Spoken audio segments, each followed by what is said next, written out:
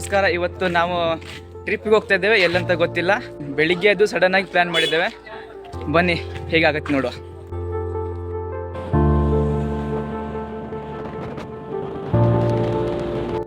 ನಮ್ಮ ಈ ಟ್ರಿಪ್ನ ಮೊದಲ ಭೇಟಿ ಮಂಜುಗುಣಿ ದೇವಸ್ಥಾನ, ಮಂಜುಗುಣಿಯ ವೆಂಕಟರಮಣ ದೇವಾಲಯ. ಇಲ್ಲಿ ದೇವರ ದರ್ಶನ ಮಾಡಿ ನಮ್ಮ ಮುಂದಿನ ಪಯಣ ಶುರುವಾಗುತ್ತೆ.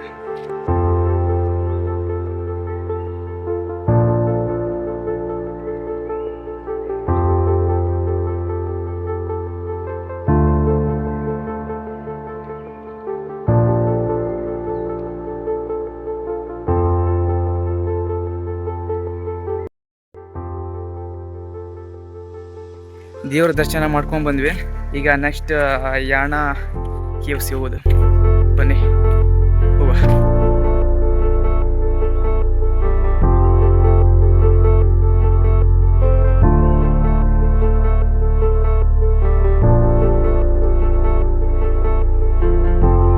ಯಾರೋ ಹೇಳಿದ್ರು ನಾವು ಹೋಗೋ ಡೆಸ್ಟಿನಿಗಿಂತ ಜರ್ನಿ ತುಂಬ ಮುಖ್ಯ ಹೇಳಿ.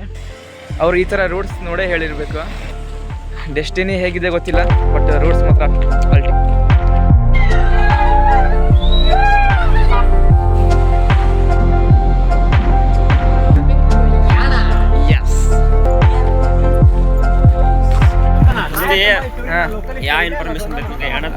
ಯಾಣದ ಬಗ್ಗೆ ಒಂದು ದಂತಕಥೆ ಉಂಟಲ್ಲ, ಅದನ್ನ ಹೇಳು. ನಂಗೆ ದಂತಕಥೆ ಬಗ್ಗೆ ಅಷ್ಟು ಏನು ಇತಿಹಾಸ ಗೊತ್ತಿಲ್ಲ.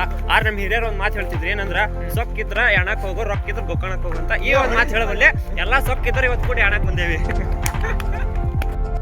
ರೋಚಕತೆಯಿಂದ ಕೂಡಿರುವ ಯಾಣದ ಬಗ್ಗೆ ಒಂದು ರೋಚಕವಾದ ದಂತಕಥೆ ಇದೆ. ಆ ದಂತಕಥೆ ಏನಂದ್ರೆ, ಬಹಳ ಹಿಂದಿನ ಕಾಲದಲ್ಲಿ ಭಸ್ಮಾಸುರ ಎಂಬ ರಾಕ್ಷಸನಿದ್ದ. ಅವನಿಗೆ ಅಪಾರವಾದ ಶಕ್ತಿ ಪಡೆಯಬೇಕೆಂಬ ಆಸೆ ಉಂಟಾಯಿತು. ಅದಕ್ಕಾಗಿ ಪರಶಿವನ ಕುರಿತು ಕಠಿಣವಾದ ತಪಸ್ಸನ್ನು ಮಾಡ್ತಾನೆ. ಅವನ ಭಕ್ತಿಗೆ ಮೆಚ್ಚಿದ ಶಿವನು ಪ್ರತ್ಯಕ್ಷನಾಗಿ ಏನು ವರ ಬೇಕು ಎಂದು ಕೇಳ್ತಾನೆ. ಆಗ ಭಸ್ಮಾಸುರನು ಒಂದು ವಿಚಿತ್ರ ವರ ಕೇಳ್ದ. ಆ ವಿಚಿತ್ರವಾದ ವರ ಏನಂದರೆ, ತಾನು ಯಾರ ತಲೆ ಮೇಲೆ ಕೈ ಇಟ್ಟರೂ ಅವರು ತಕ್ಷಣ ಭಸ್ಮವಾಗಿ ಹೋಗ್ಬಿಡಬೇಕು ಹೇಳಿ. ಶಿವನು ತಥಾಸ್ತು ಅಂತ ಹೇಳ್ತಾನೆ. ವರವನ್ನು ಪಡೆದ ಕೂಡಲೇ ಭಸ್ಮಾಸುರನಲ್ಲಿ ಅತಿಯಾದ ಅಹಂಕಾರ ಮೂಡಿತು.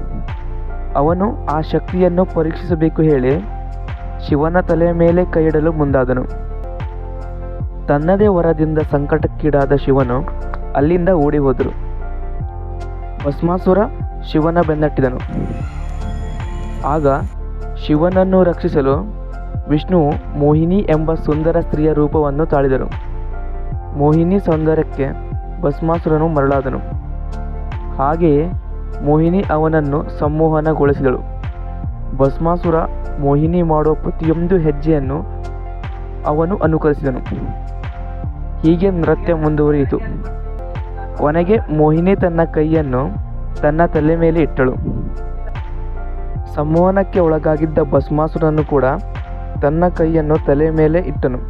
ಕ್ಷಣಾರ್ಧದಲ್ಲಿ ಅವನೇ ಭಸ್ಮವಾಗಿ ಹೋದನು.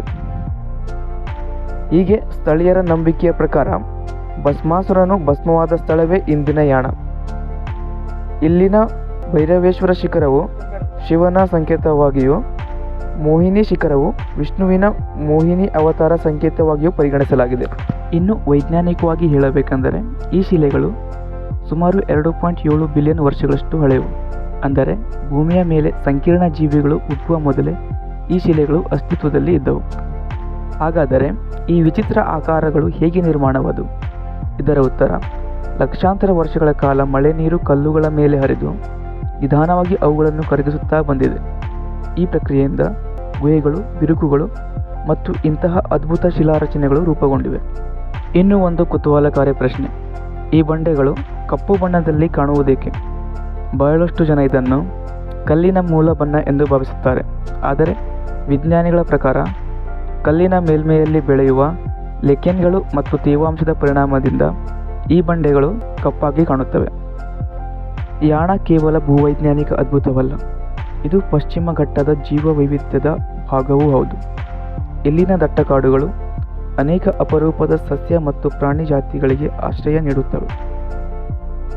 ಯಾಣ ಗುಹೆಗಳು ಕೇವಲ ಪ್ರವಾಸಿ ತಾಣವಲ್ಲ, ಸುಮಾರು 270 ಕೋಟಿ ವರ್ಷಗಳ ಇತಿಹಾಸವನ್ನು ತನ್ನೊಳಗೆ ಉಳಿಸಿಕೊಂಡಿರುವ ಭೂಮಿಯ ಜೀವಂತ ದಾಖಲೆ. ಪ್ರಕೃತಿ ಶಕ್ತಿ, ಸಮಯದ ಪರಿಣಾಮ ಮತ್ತು ವಿಜ್ಞಾನದ ಅದ್ಭುತ ಸಂಗಮವನ್ನು ಕಾಣಬಹುದಾದ ಸ್ಥಳವೇ ಯಾಣ. ಎಲ್ಲದು ಓಕೆ,